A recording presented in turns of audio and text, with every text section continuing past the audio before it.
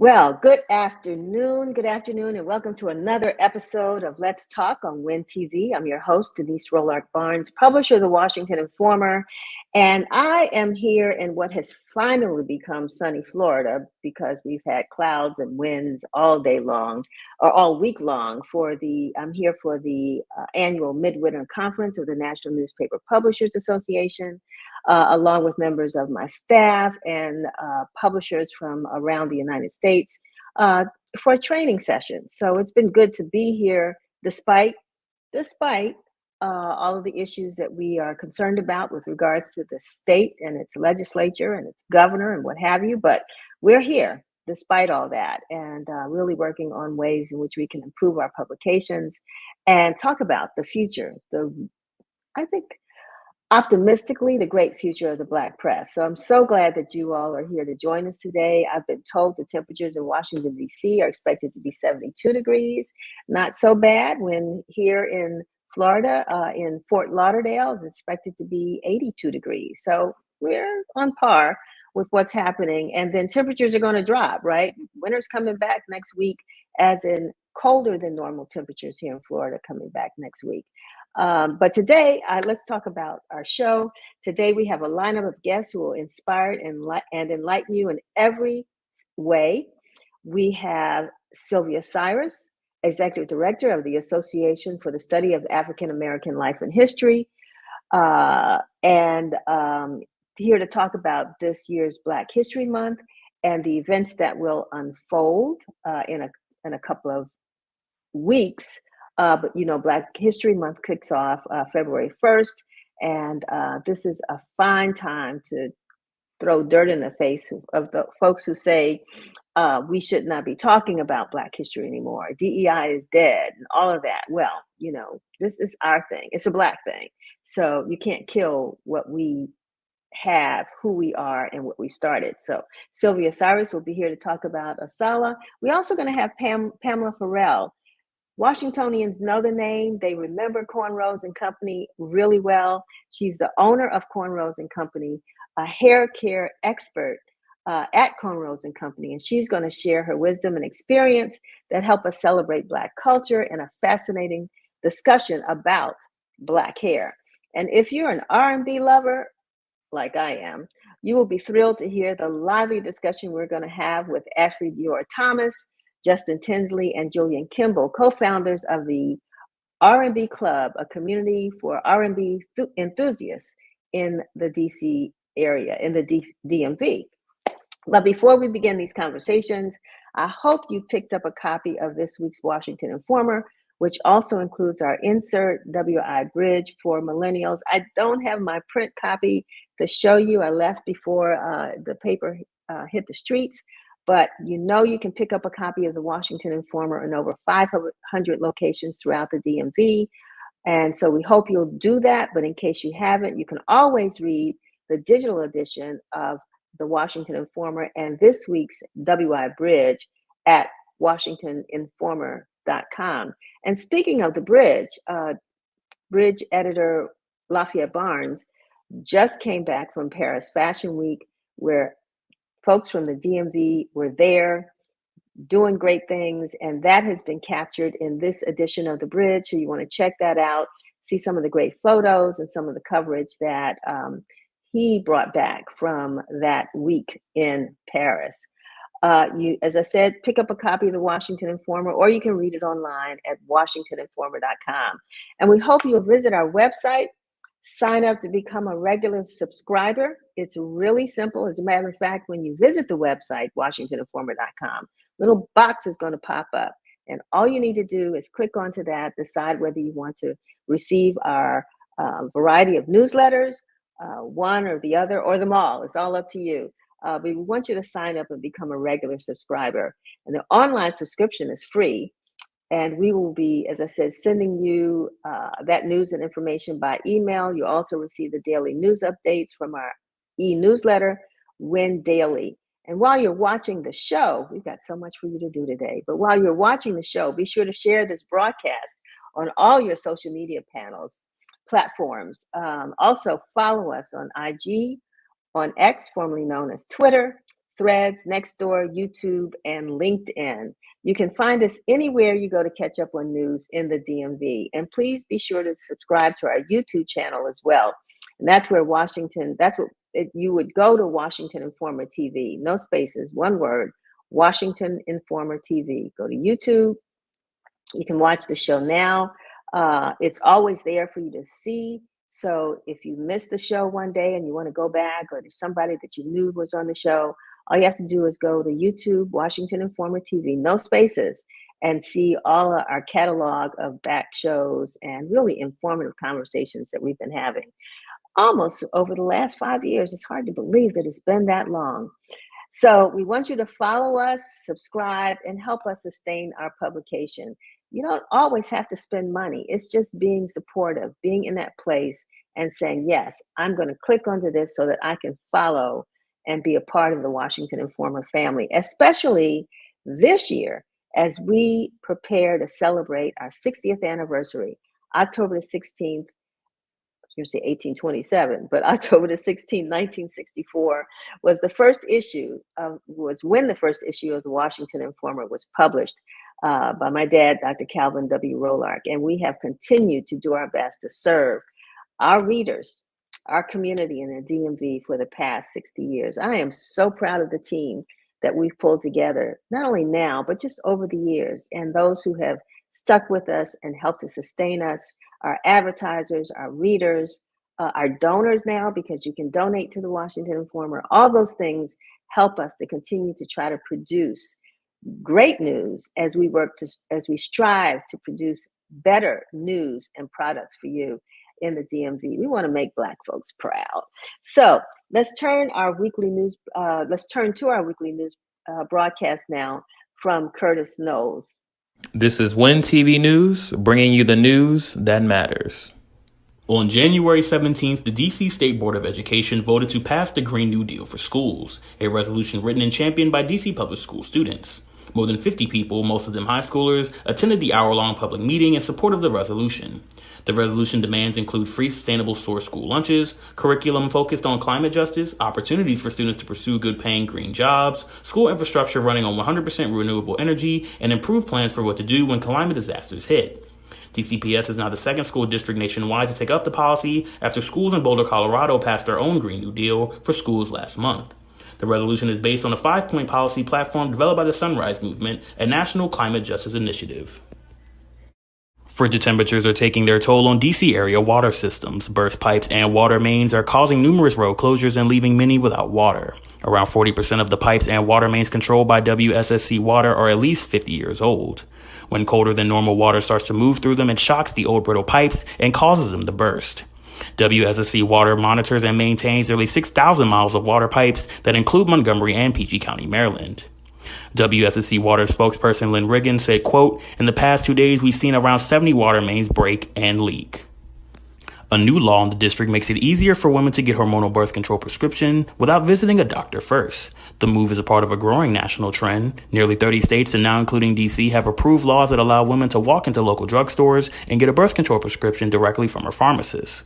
Dr. Tamara McCants, a pharmacist at Bellevue Pharmacy in Southwest D.C., commented saying, quote, "The world is finally catching up and realizing that we have the ability to fill in gaps for health equity and increase access to care. Our pharmacist's ability to prescribe birth control is just one of the many healthcare disparities that we can address."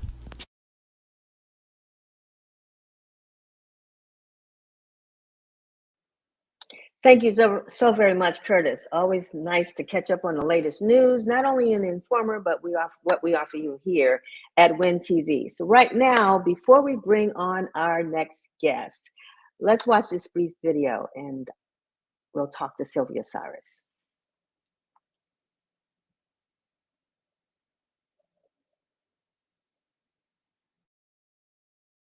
There's a war on Black history. Black history is under attack. We at ASALH want people awake and aware. Understanding Black history empowers people with real knowledge. It fights racism and misinformation and makes all Americans informed citizens so they can make strong decisions based on fact-based history. Also, it helps all folks understand the origins of inequality today.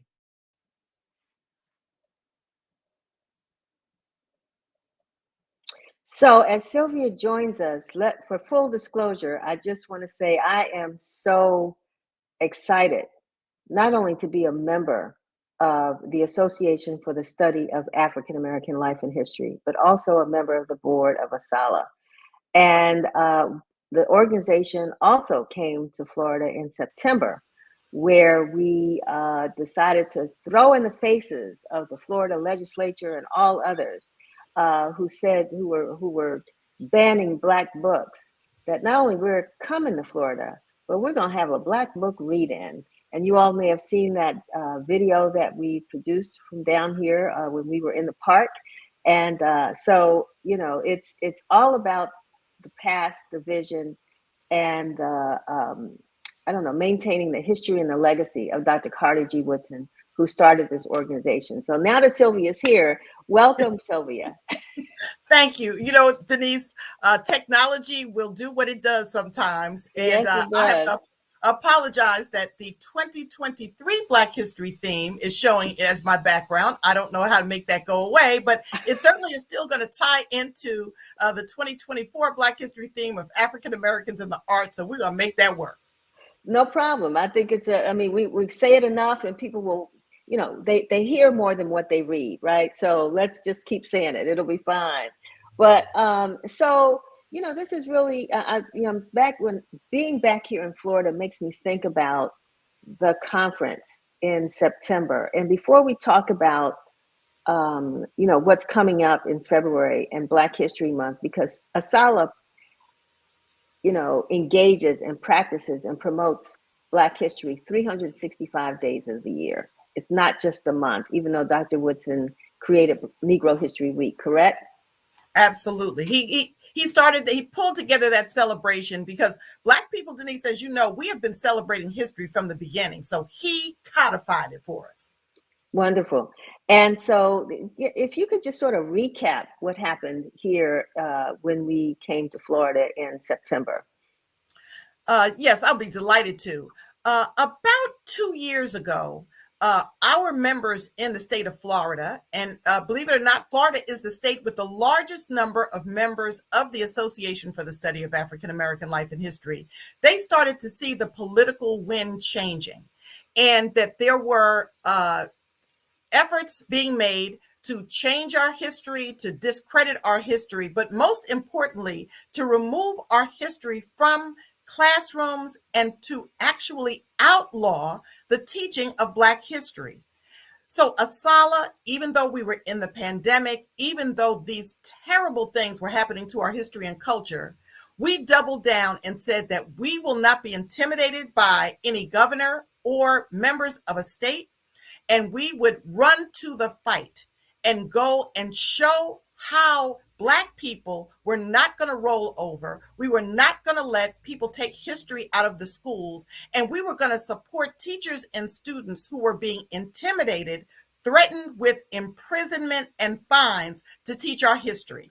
So ASALH held our conference, our annual conference in Jacksonville, Florida, with the support of 6 branches or chapters there, the lead being the James Weldon Johnson branch. And we held a series of workshops, roundtables, opportunities for tours and other ways to come together to promote our history.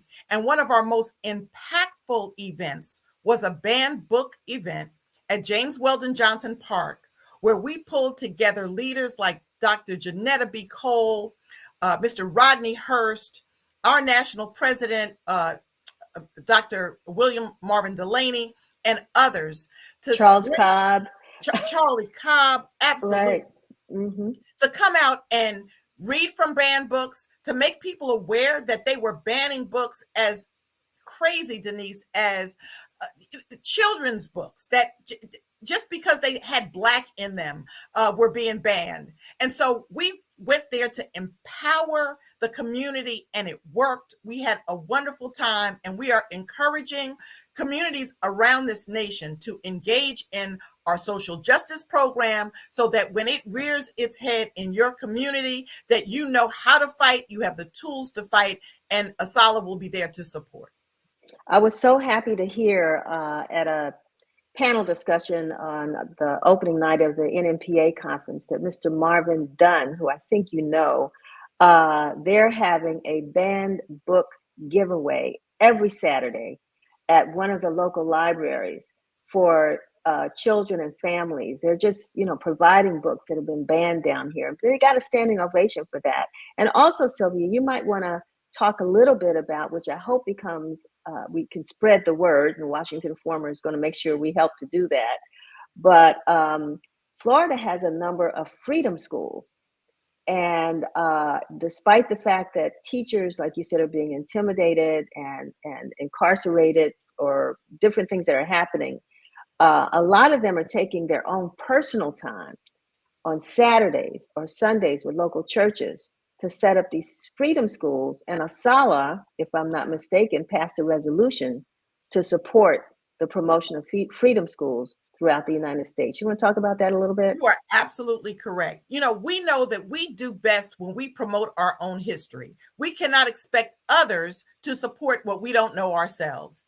And we are just delighted that, as you have stated, there are many educators, those people who support education, administrators, etc., in the state of Florida and around the nation, who are coming together to set up freedom schools so that our students and our children and the rest of the community, who quite frankly does not always know this information either, Denise, as well, that they can come together and be in a conducive environment to learn this impactful, empowering history about how great Black people are and how important we have been to the success of this nation, and how only when we come together and organize can Black people help solve the problems of America the same way that we've done ever since we landed on these shores. So we are encouraging you to go to our website at asalh.org.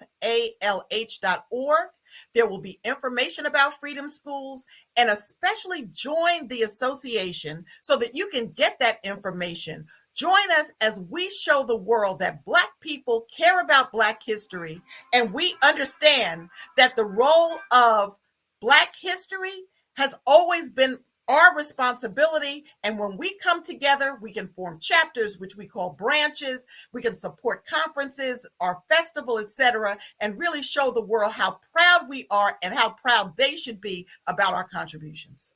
There's no such thing sometimes, I think, as accidents, first of all.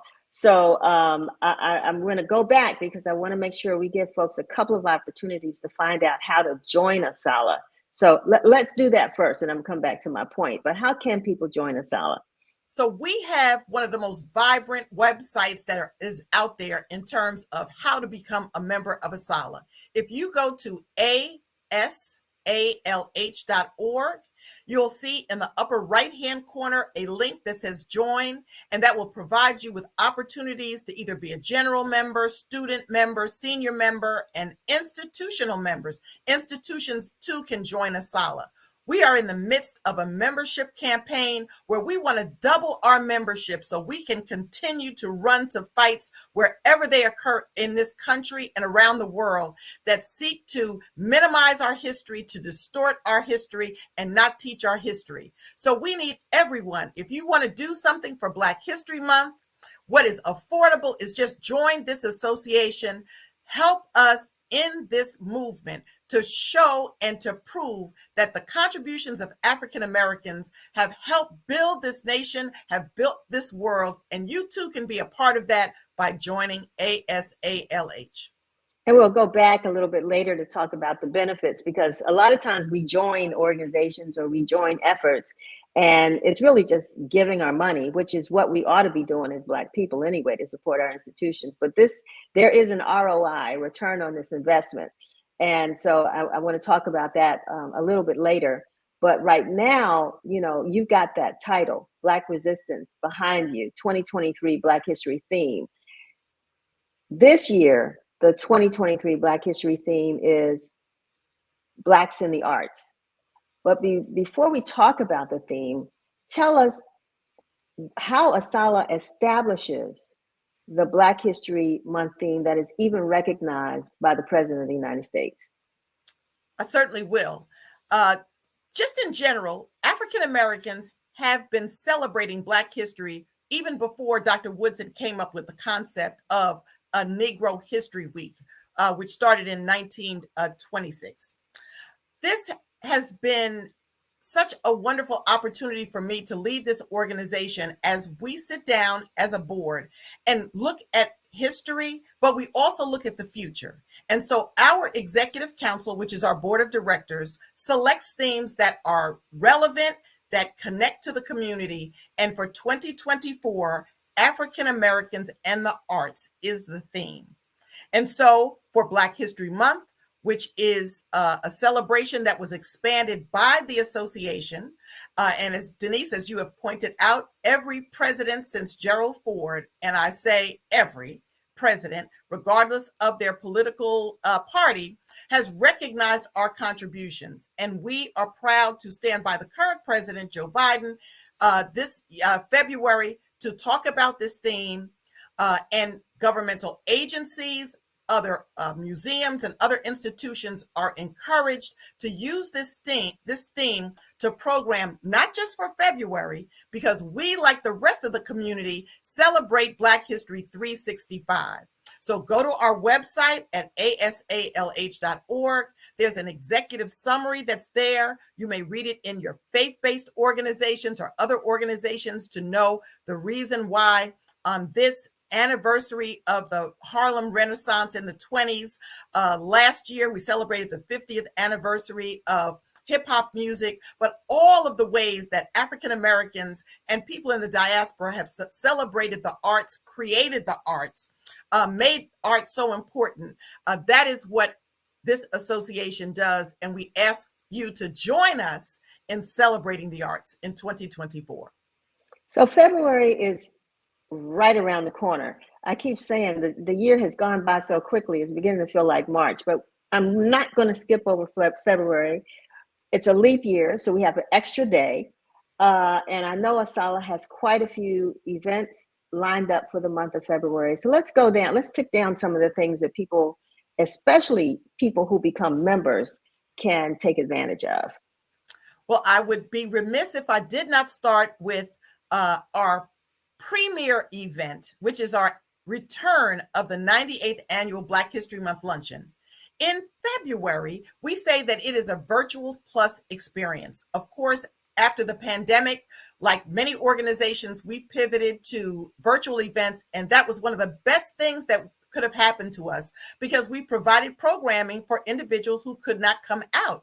But now we can come out, and we are delighted that none other than you, Denise, have agreed to moderate our luncheon this year, which will be held on February 24th at the Westin Hotel. For those of you in DC, it used to be the Renaissance, right across the street from the Convention Center, which is a location that we've had for years. Come out and join us in a conversation featuring Congressman Hakeem Jeffries and his brother, Hassan Jeffries, who was a longtime ASALH member, as they talk about the arts. I'm just kind of slipping in that we almost have a New York state of mind because, of course, the Jeffrey brothers are from New York. We're talking about the Harlem Renaissance. And in addition, one of the events that is a part of this luncheon is unveiling the Black Heritage Stamp. And Constance Baker Motley is the image that who will be on that stamp. She too is from New York. So I would encourage you to come out and join us for our luncheon. The tickets can be purchased online at asalh.org. It is a wonderful afternoon. We'll have authors and exhibitors, and we'll even have a program that we are co-sponsoring with Frontline PBS at 10 o'clock that day. So that event is free and open to the public. So you can come out at 10, spend some time talking to some folks about Black history there, and then come to our luncheon afterwards. So that's the luncheon, and that's happening towards the end of the month. But we're going to kick off this month on February 1st with a virtual program where we are delving into some of the new areas of the arts, anime.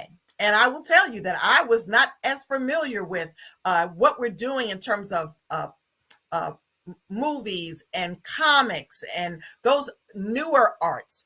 We're going to have a great program there on February the 1st at 6 p.m. You can get there from our website, or you can go to our YouTube channel we refer to as ASALH TV. and you can see the program there. We're also going to have a program later in the month that deals with the Gullah Geechee corridor. You know that their history has been so important, and you see the image of those sweetgrass baskets. That's an over 300-year tradition in this country that first were utilitarian in terms of the baskets. Now, if you get one, it is a piece of art at no small price. And I'm delighted to say that I have a few of them myself, and they are just beautiful. But it shows that joining the culture from Africa, how it came to America. And so Angel Parsons will be there talking about that. So we'll ask you to come out there. And then there are other programs that we will have as well that are available on ASALH TV. If you just go to our website, the availability to get information about them is there. We have a great calendar, and we are on social media. So we're on X, formerly known as Twitter, Instagram, YouTube, Facebook. Just like this wonderful program is being streamed there. Hi, ASALH members who are here watching this program, supporting our executive council member, Denise Rolark Barnes, and this fantastic newspaper that she is continuing in the legacy of her dad. So come on out, check our website out, and join us as we celebrate, commemorate African Americans and the arts the entire month of February, but all year long. You know, Sylvia, you mentioned ASALH TV. And, you know, we talk about it all the time. I've become a YouTube junkie, full disclosure to everybody. I love YouTube. And I love YouTube because of channels like ASALH TV.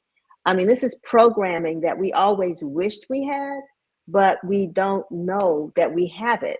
And so I would encourage those who are just looking for some different things to you know, engage your mind in, to go to ASALH TV and to watch all of the wonderful programs that you all, I mean, these are historians who study our history for a living and tell stories and do interviews and network with people. I fully encourage folks to go to ASALH TV and take advantage of all the great content that's shared there. Might want to talk a little bit about your team too. Right, I do. But I want to say this about ASALH TV as well. You know, when we're now going back to events in public spaces, you know, sometimes pulling together a program, getting a speaker, etc., is sometimes a challenge. We encourage you to set up an LCD projector at one of your programs and show one of the videos. They're free, open to the public. And I will tell you, as you mentioned, we have a phenomenal team of folks who are programming and putting these events up.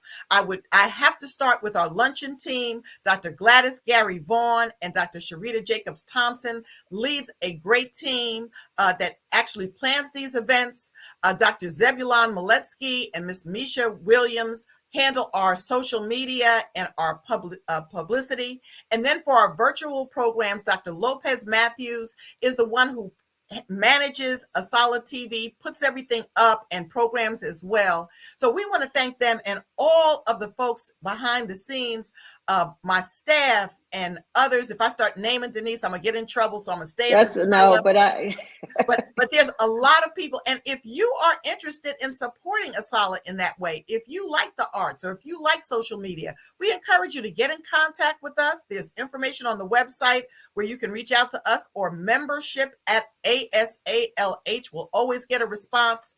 Join us if you have a little bit of time, or if you have a lot of time. We want this to be a community, a family of people promoting Black history through ASALH TV on YouTube and any other way. We have stayed away from TikTok a little bit. We know that that's important as well, but Facebook Live, Twitter, now X, these are all areas where we can reach our community, share with our young people. And if you have some ideas, that's why you should join ASALH, because we need folks with ideas and some energy to help us promote the importance of our history and to make our children proud of who they are and the legacy that they have, the shoulders who they stand on, so that they can do great things in the future. Before we go, Sylvia, because we are running out of time, can you share a little bit about the Freedom Schools that are taking place down here in Florida, and if there are resources that folks around the country or in the DMV might be able to tap into if there are educators out there that think this is a good idea. I know the Children's Defense Fund usually does one every summer. I'm not sure if they're still doing it. We're going to follow up on that. But they're active here. And is ASALH providing any resources for those who might want to explore this opportunity, particularly for children and adults? Absolutely. So Denise, I'm going to direct the attention of your listeners to our website, and on the homepage, there is a link where educators can get free access to this 2023 Black History Conference by just registering. We've gotten support from the Spencer Foundation. You can get free membership and free access to the sessions that were on recorded. So that's how we start in terms of laying the foundation for Freedom School. So go to ASALH.org, look where you can click and get free access as educators. Then if you will email membership@asalh.org, we are building a team of teachers, students, etc., who are interested in Freedom Schools. We have at least 4 branches in Florida that are already started their school or continuing their school. In Texas, our president just kicked off a Freedom School there. So if you are interested in information, please contact us at membership@asalh.org. We can provide you with information. We can connect you to a network of individuals who are providing this content. And one of the great tools that we have in terms of Freedom Schools is our publication, the Black History Bulletin.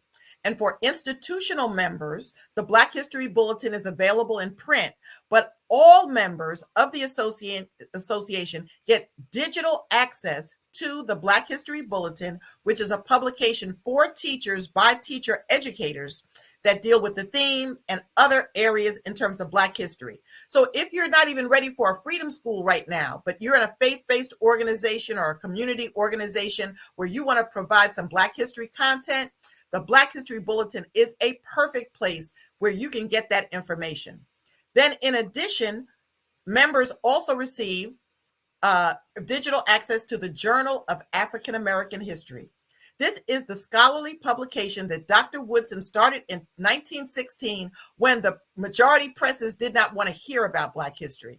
And so since that time, the association has published this journal. It has wonderful historical articles in it, and members also get access to the journal digitally. If you join one of our over 40 branches around the nation, you have access to get a free print copy of the journal as well. And if you go to our website and click the members area, information on where our branches are located and how to get in contact with a branch is located right there. Branch members and members of the association also get discounted registration to our conferences, to being able to purchase certain products that other individuals cannot.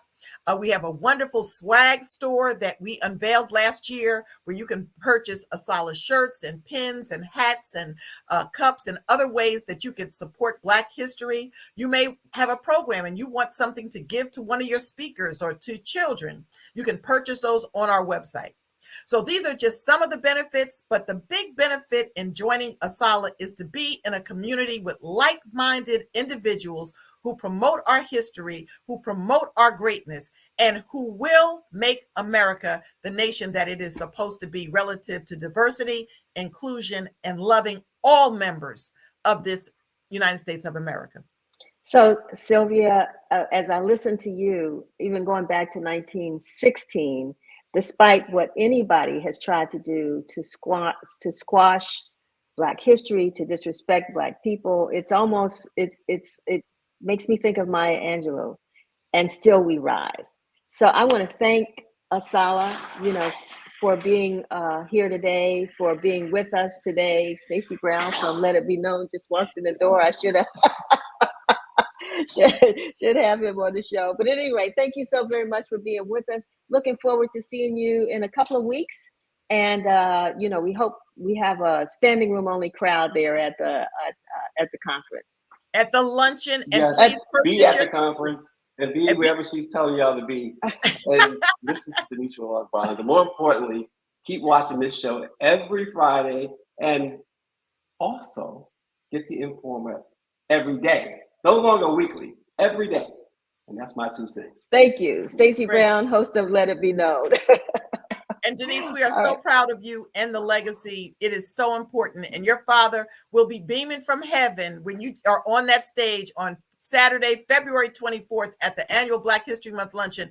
Get your ticket, be there, support the Informer, support ASALH, support Carter G. Woodson and the legacy of Black history. Sylvia, I got to say, my mama will be beaming from the audience too, because she will be there. Yeah, very good. Well, we want to see her too. All righty. Have a good one. Thanks so much for joining us. Thank you. All righty. So next we're going to have Pamela Ferrell. We got a quick video. We're going to look at that, and then I'll be right back with you. Cosmetology schools don't know anything about natural hair. The first thing I'm going to want to do is make you love your hair. Hair shape, your circle size, your density, porosity. Once you know those things, if you're using 5 products, they ain't working. Something ain't working. My hair will never grow as long as yours. Just like I will never grow as tall as you. Afro, it's kinky. I would ask people, what is 4C? What is that? You saying you have something, what is it? And no one could tell. This is fact. This is science. This ain't no made up stuff. Wow, is that a true documentary? That's what it sounds like. Pamela Ferrell, owner of Cornrows and Company. Thanks so much for joining us. Tell us a little bit about that video. So that was a video talking about circle hair care. I recently, I would say in the last maybe 10 years, I discovered that hair has a shape, and that shape determines what that hair can and cannot do.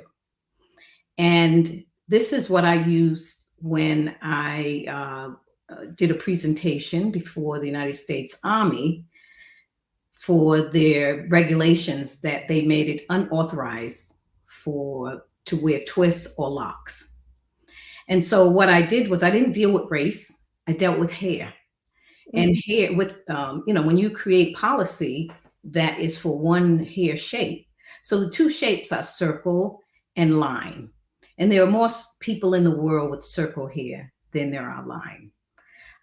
There's different size circle hair. So that determines what your hair looks like. So for example, and I use the point unit system. So you know what the size of a 12-point font is when you're doing your word processing versus 150-point size font.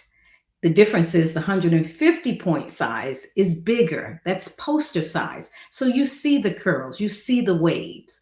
But if someone has a very small circle, you don't necessarily see it with your naked eye as easy, but it's there.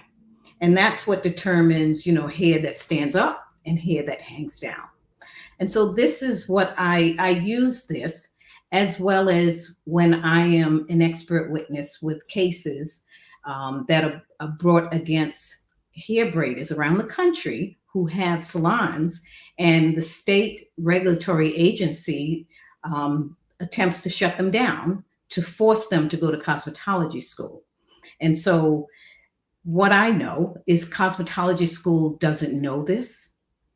It doesn't teach it. And the thing that I tell them is, we don't learn how to do natural hair from white people. We just don't.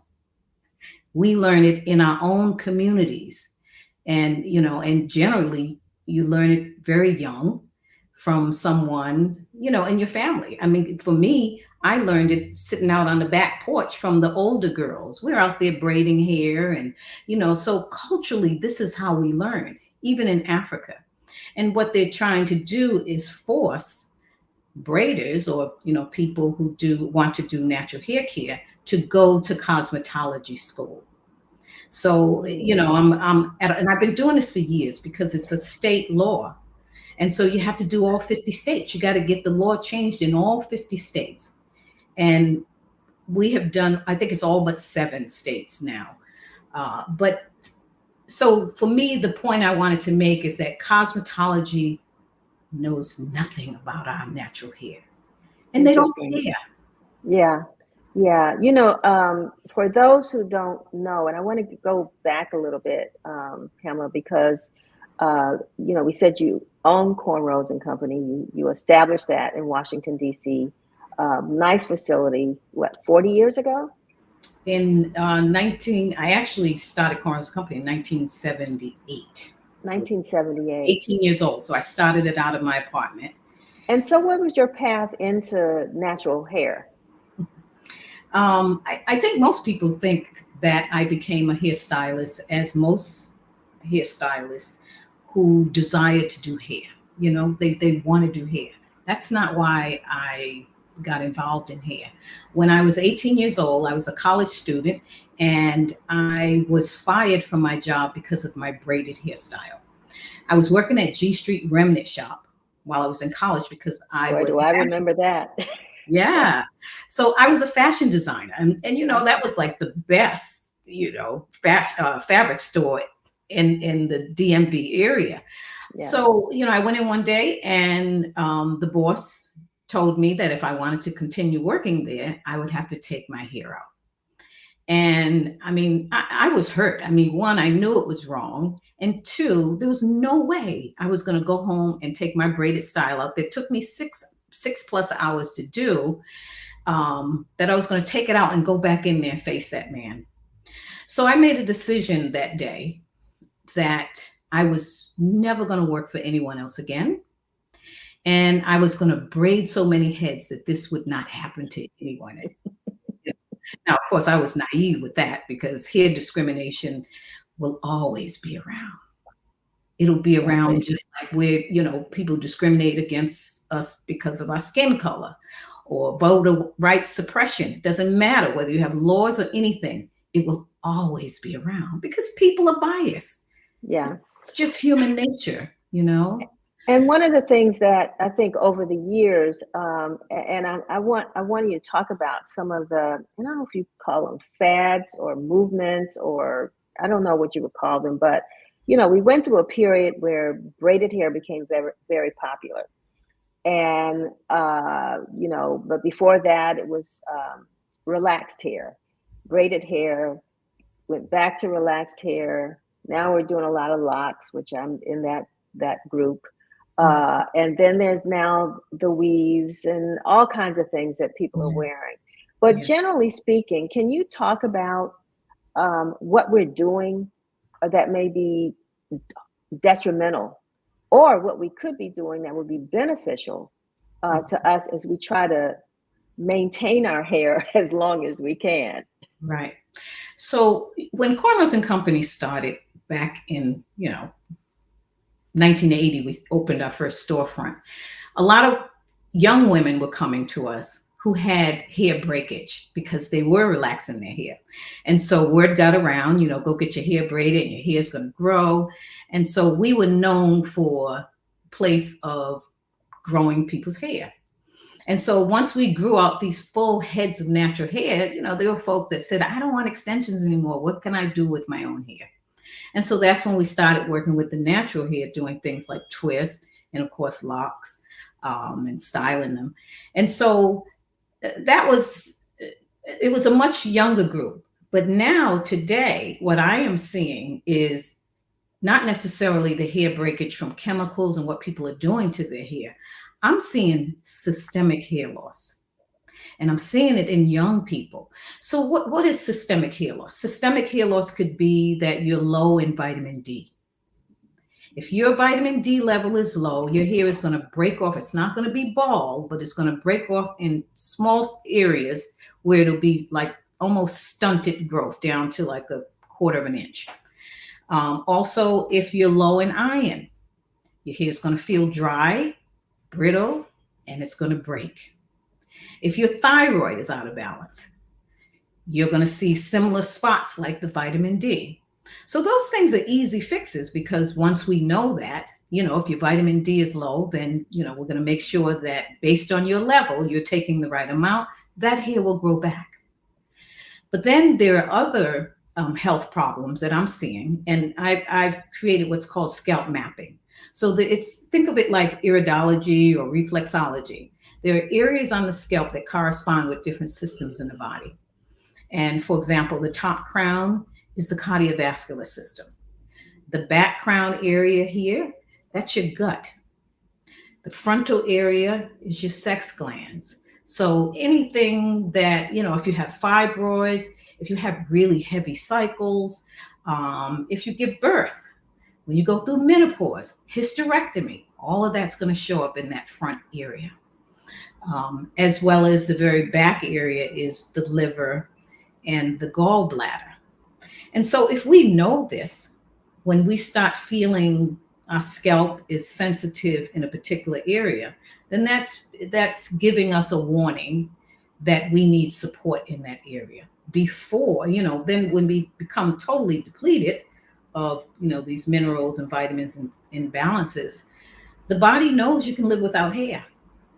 So the body's always going to take care of the vital organs. If it doesn't have enough, to take care of the vital organs and the hair is not getting it. And we don't want the body making that decision, right? So if we know, and that's what I've been doing for the last 30 years, is just really working with educating folk how to use their hair to monitor your health status.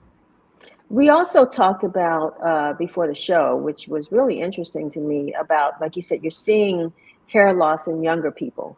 Yes. And you talk a little bit about, those parents who think they may be doing the right thing, but are beginning to process their children's hair at really, really young ages. What is that doing to, what potential harm may that be causing? Yes.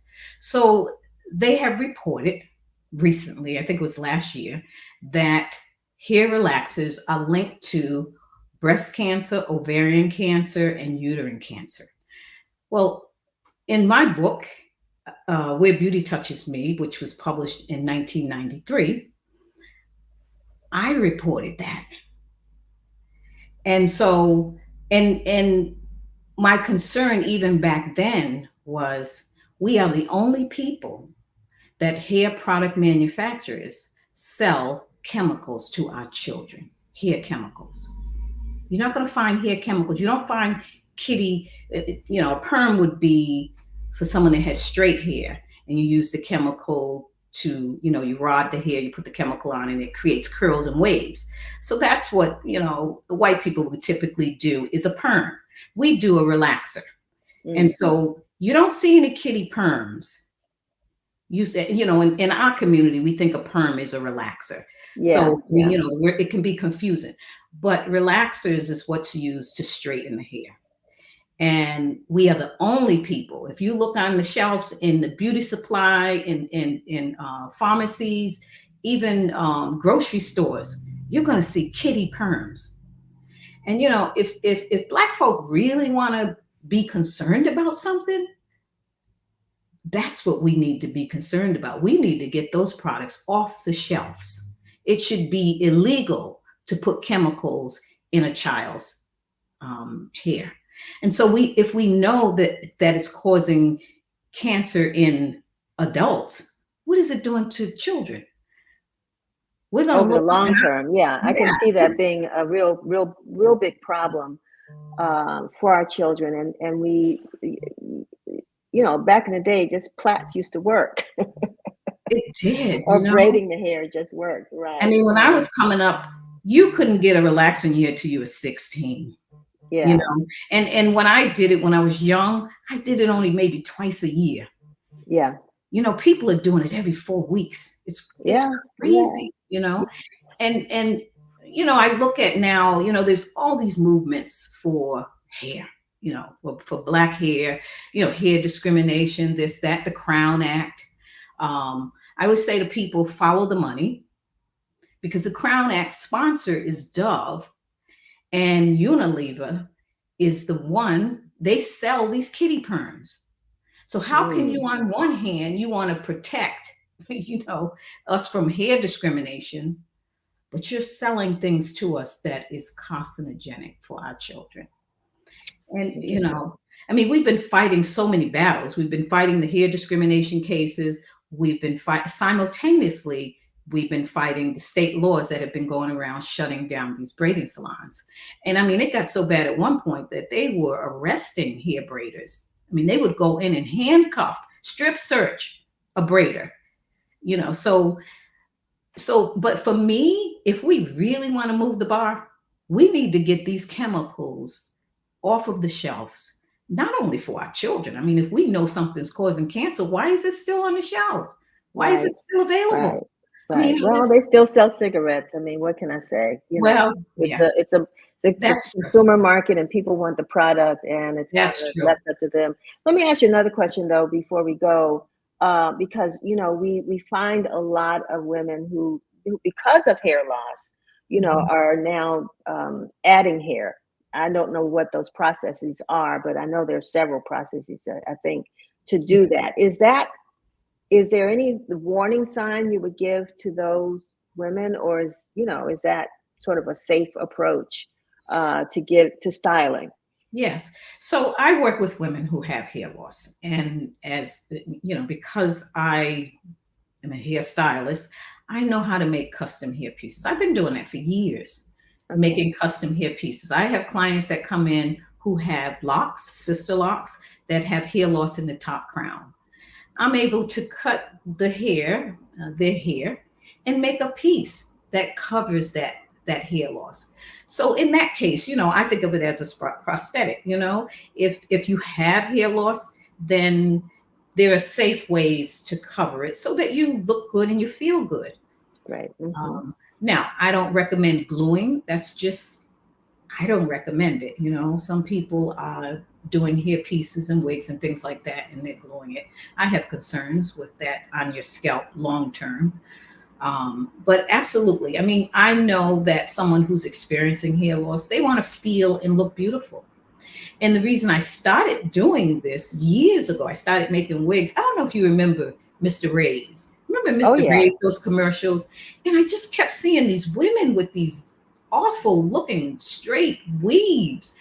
And I said, you know, because you got to remember, before I started Cornrows and Company, I was a fashion designer. I made clothes.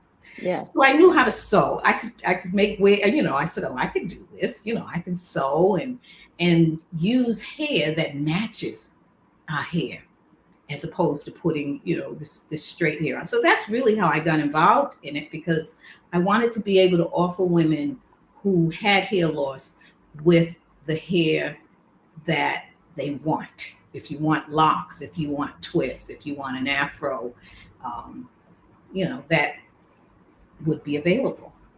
So Pam, you know, we're running out of time, but I think this conversation is really great. And I know that the Cornrows and Company is not the place that we used to go to, but you're still offering services there. So if you would just share with the audience briefly what services are available and how to reach out to you, that would be great.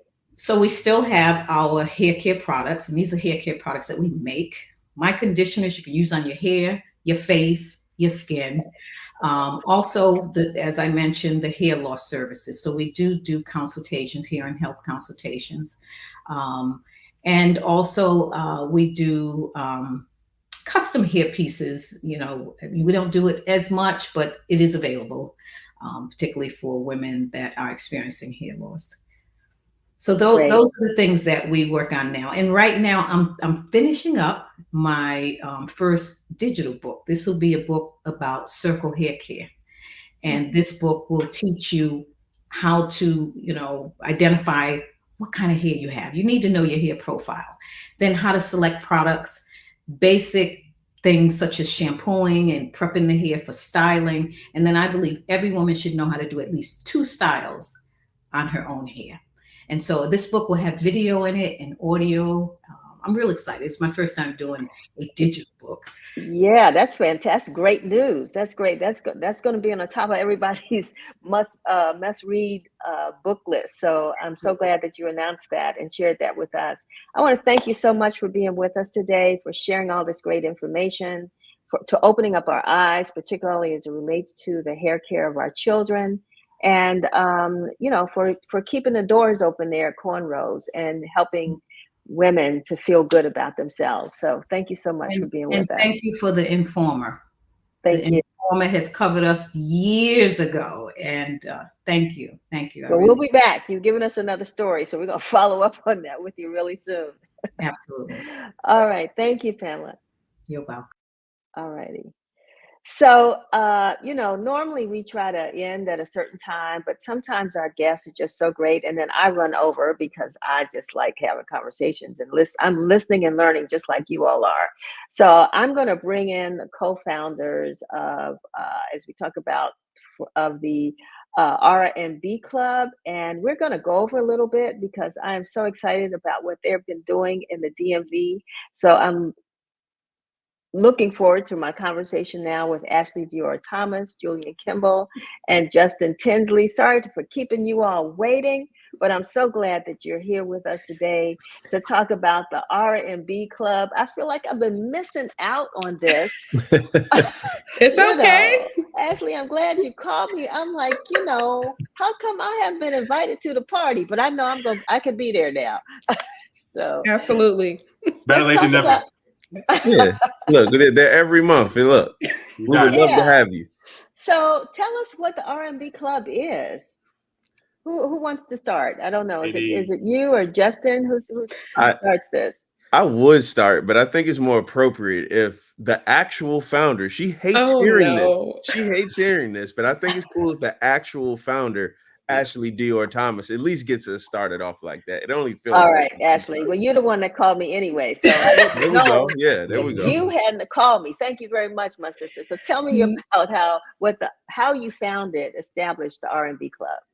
Well, thank you for having us. So the R&B Club actually started next month. Will be 6 years, February 24th, 2018 to be exact, which is amazing to still have this. But think of us as a monthly book club style meetup. We're in person, but instead of course having a book, we have monthly, we listen and discuss R&B. And so we have a different topic every month. We've started, way back in 2018 where we discuss one classic 90s R&B album each month, or R&B legends specifically, like, the artist's catalog, like Mariah Carey, Luther Vandross, things like that. And then in 2020, we had started R&B producers and songwriters, which we like to consider, the unsung heroes of the R&B genre. And we kicked it off January, February, and of course, March 2020, as we know what happened. But it's still an amazing thing. And then 2 years ago, 2022, we came back, or 2023, we came back after the, pandemic strong. And instead of doing kind of a, year-long theme, we do a different theme every month.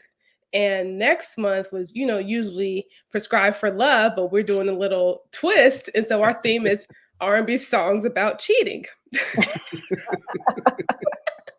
Okay, I believe it. So how did you all come up with that theme? I mean, what made you say, look, love that's all R&B music's about, a lot of it, but how did you add that twist? Whose idea was that? I think we had all been discussing themes for future events for a while, and I think we came up with it as a joke at first, but then like Julian and myself were actually like really like, no, I was dead serious. Yeah, we should actually do this. And then honestly, Denise, once you start going back and looking at the catalog of songs that deal with any form of cheating, there's a lot. And there are a lot of great songs that have. Now, look, the R&B Club, we do not condone infidelity. We're not saying that, but we do love the music. And being that the event is February 11th, it's not like it's on Valentine's Day when we're doing this. And lo and behold, we told people we were doing this event, and the feedback has been very interesting in a very positive way, I must say. So I was getting ready to ask for, a sample of a song, but automatically me and Mrs. Jones just sort of popped into my head. See? That's just one. That's just one. Like that's just one, and that's the 1970s. Yeah. Say that again. So we got that's just go ahead, Justin. You got it. No, Julian was like, that's just the 70s. And we go all the way from sometimes the 60s to the present day if it calls for that. So it's the think of it like a magic school bus through time, but we're eating, we're having good drinks, we're listening to good music and discussing. And something else that we have to say now, especially now that we're popping up on people's radars more and more. Please say it. We don't actually have the artists come. Like just this past month, we celebrated Babyface. Again, it was our second time highlighting Babyface. And we had to tell people, because in previous months, they thought the actual artist was going to show up. And we had to tell people, like, as much as we would love that, Kenneth Edmonds will not be at our event, but we will be discussing his catalog. Yet. Yeah. There you go. Yeah. Put it in the universe. Yeah. Because the thing about it is, it's very. I think it's unique. I don't know if there are. I haven't heard about R&B clubs anyplace else. I've heard jazz clubs and other kinds of clubs, but R&B, which is not a dying music, or is it? Where are we with R&B? No. We just had the whole celebration of hip hop, but what's up with R&B? Particularly among younger audiences. Julian, you want that? Or it's not dead at all. Yeah, I don't think it's dead at all. I think things have changed about it. Mm-hmm. And I think one of the things we tend to highlight, like we spend all this time, everybody that's spoken here today has talked about history, right? One of the reasons we do a lot of our events chronologically is to show the progression of the genre, right? So we might start like in the 50s if it calls for it, work all the way up to present day, right? Because we see, like, for example, Babyface, that's someone who started making music in the 70s. His prime was in the 1990s, but he's still working with contemporary, like modern day R&B artists, right? He still put an album out in 2022 with today's artists, including like DC's own Ari Lennox, right? So I don't think R&B is dead at all. I think it's changed. I think people have to be, what happens is people get attached to like their era of R&B music, and I understand that, right? And I think you have to be willing to like find the new stuff. Like there's so many like avenues and channels to find music now. You got to be willing to look for it. And so I don't think it's dead at all. It's changed. I mean, like there's a golden era for sure. They're the legends who we we pay homage to, we pay respect to, and like talk about all the time. But it's not dead. And so what? Go ahead, Justin. I'm sorry. And just to add on to what Julian said. What we see every month is that there's not just a thirst to listen to R&B music, but there's a thirst to actually talk about it for people to. We tell people every month, this is not a panel discussion. We are not a panel. So people come up and they talk about memories to songs or albums. People come like, my first concert was going to see Bobby Brown in 1989 and in Hartford, Connecticut. And I went with my cousin, and this is a moment that stayed with me for the rest. We love it when, our family members, they're not audience members, they're family members, as Ashley, reaffirms every month. We get just as much out of people coming to our events and talking about their relationships and their memories with the music as we hope they do with whatever we're saying on stage. So it's a mutual type of thing. And again, for anybody and everybody that's listening, we are not a panel discussion. We are a free flowing discussion. Yeah. So I mean, is it? This is a back and forth. But is it moderated? There's a microphone that's sitting that's by the stage, and we tell people, if you have something that you want to say, come to the microphone, say it. I got you. I don't just want to talk at people. Yeah, exactly. So can you all hear me? Yes. Okay. So is it moderated? I mean, how does it? So people come in. I mean, are they seated? Is it a mingle kind of thing? Is there a discussion that sort of is moderated so that people can have that free flowing conversation? What happens? How does it work? So the best part of the R&B Club is, one, Songbird, our partner since the very beginning, Music House and Union Market. They allow us to have the whole place to ourselves during when we have these. And so because it's a, you know, music event space, it's, you can buy drinks and of course, you know, eat food and things like that. And it's a communal seating, which we love. So you come in, you meet new people, and there's been so many people that just contact us. Like, I literally meet my friends here, or, you know, love interest, if you have them, whatever, right? Well, people bring dates literally to the R&B Club sessions, which is wonderful. And so when we have the different topics, think of us more as like facilitators, right? Of course, we give background stories. I love data, so I love a good, you know, data thing here and there, or hidden, you know, unknown fact, things like that, right? About the topic. But like Justin said, music is memory. So of course, as we're going along, someone's gonna have a, let me tell you about, I played this song on my first date in, you know, high school, picking up my whoever it is, and it reminds me of this. People have all types of memory when they discuss and hear about certain songs, especially genres. But on the other end of it, you don't have to be an R&B novice to come. I've had younger people come up to us and say, like, I don't know much about R&B, but I come here to learn about R&B. So it's the opposite way as well. It's probably our, you know, our thing for life of like, we're trying to bring up the new generation, right? Get them know, like when your parents said back in the day when we're like, oh, what does that mean? You'll know what the music, we're like that now. No, for sure. Speaking of R&B, meaning rhythm and blues, right? I want to make sure I got that right. Right. So how did the three of you all get together? How did, you know, to link up to do this? All right, so that story starts December 2017.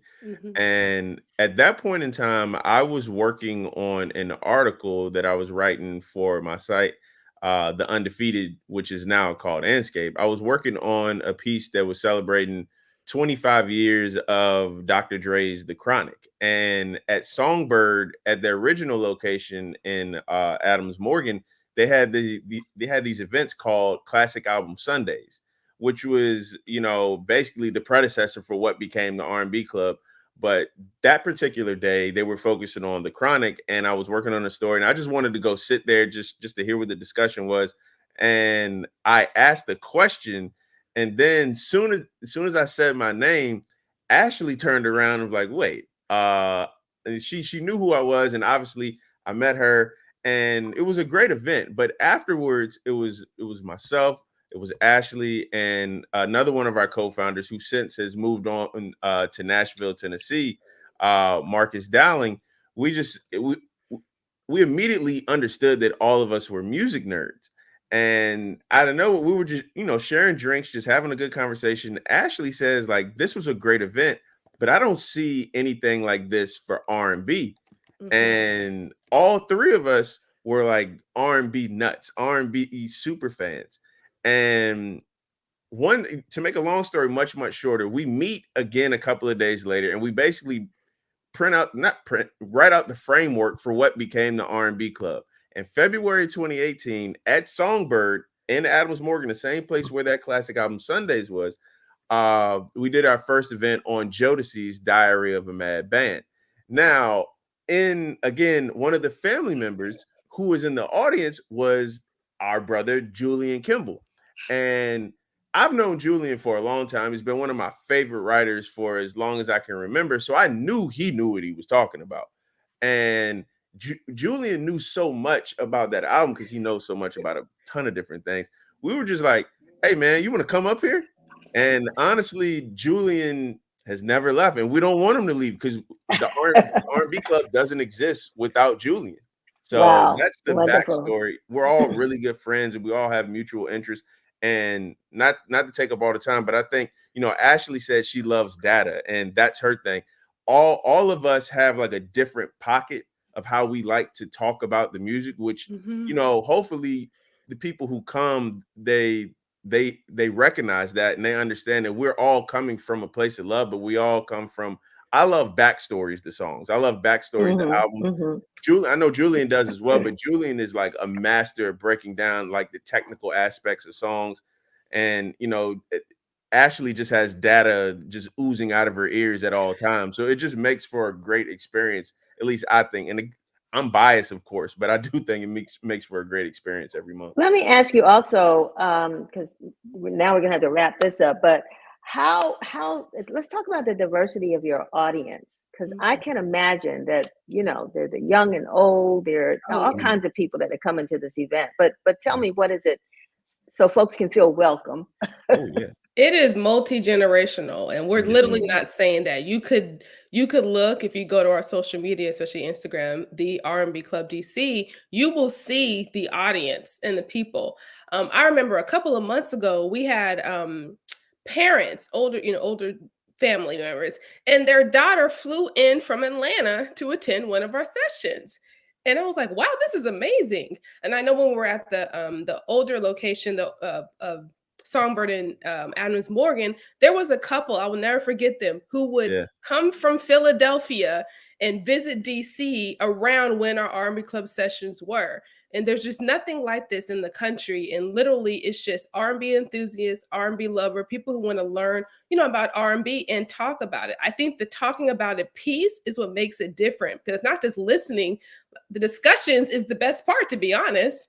So that says a lot about, you know. But I'm also curious when I say diversity as well, and thank you for addressing that. But also, you know, our music is loved by everybody, right? Yeah. We don't always, well, Ashley, that's where your data comes in, because we know a lot of times who's buying our music, right?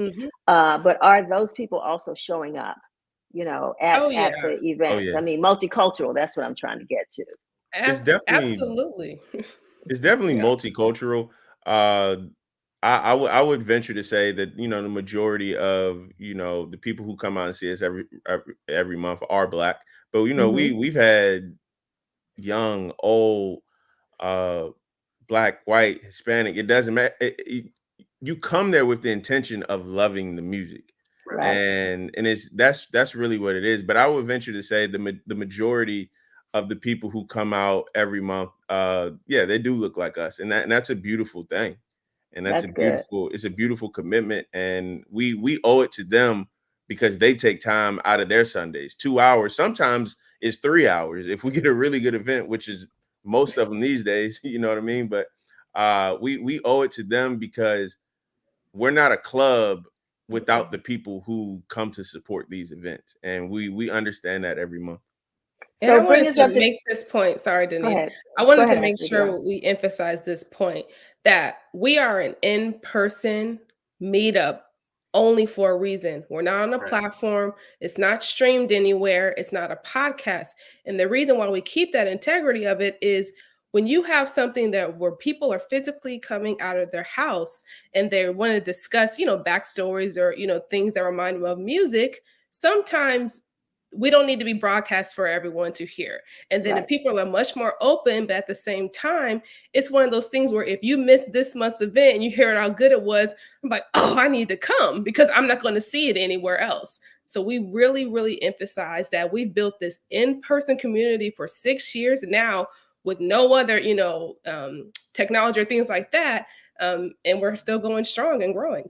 Yeah, well, you know, that's how they got all those people out there at the March on Washington in 19, what is it, 19, well, I'm getting the year, 1960, 1963. Yeah, thank you. So, good. That was a great history moment for us all. But, you know, because it was word of mouth, you know, pretty much telephone, what have you. And everybody was there. When is your next event? And I know what the theme is, but when is it? Is that something we can share? Sure. Yes. Okay. February 11th. And again, it's at, give us the location. Songbird Music House. Okay. Market. And is there a cost to participate? Yes. If you go to our Instagram and or Twitter, at the R&B Club DC, which I think is on the screen now, you can see the links for that. They are selling fast, so this topic is, people love the topic. So February 11th at 12 p.m. at Songbird, we are there every single month at the same place. So check us out. It sounds like a lot of, I was about to say, it sounds like a lot of fun, and you leave with information. You become educated and entertained. So I want to thank you all for being with us, for sharing this with us, for letting us know that this is an opportunity for all of us to participate in. So hopefully I will see you at one of these R&B. Tori Collins has been sending me notes. Come on out, Denise. Come join us, and giving us the links there. So I appreciate that, Tori. I look forward to meeting you and being there. And all of our other folks who've been chiming in and saying, look, we're excited about it. So thank you so much for being with us. Thank you. Thank you. All right. And keep us informed. Will do. All righty. All right. Thanks much, you all.